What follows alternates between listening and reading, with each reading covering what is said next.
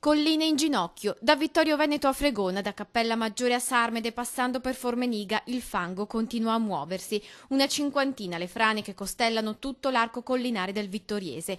Qui siamo a Cozzuolo, piccola frazione di Vittorio Veneto. Ecco lo smottamento che ha isolato 2 abitazioni e 7 persone. Tutto è accaduto nel primo pomeriggio di ieri, poco a poco, e ancora non è finita. Stamane si continuavano a sentire scricchiolii. Cercando di oltrepassare il guado per arrivare alle 2 famiglie intrappolate, abbiamo sentito la terra muoversi sotto di noi.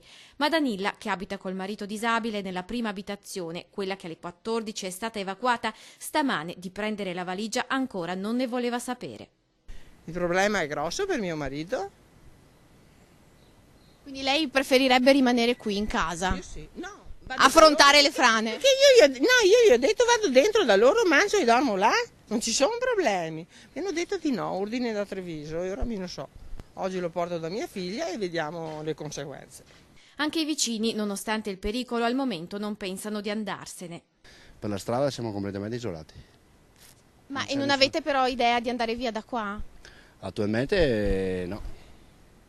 Attualmente finché è così no, assolutamente. Prenderemo probabilmente poi, se la situazione peggiora. Tutto è partito da qui, la terra si è sbriciolata ed è scivolata giù per la collina e subito dietro, in una piccola azienda agricola, altri smottamenti, un taglio fende il terreno bagnato. Non era mai successo negli ultimi 50 anni.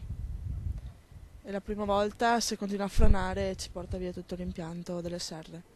Quindi temete che anche questa zona possa franare con le prossime piogge? Può essere. L'altra zona della vostra azienda che è franata è giù in fondo dove ci sono le viti? Vigneto, sì. Lì avremo 6-7 mila euro di danni, tutto da sistemare. E qui siamo a Formeniga, la terra è franata, la strada principale è come esplosa, larghe crepe, buche come crateri.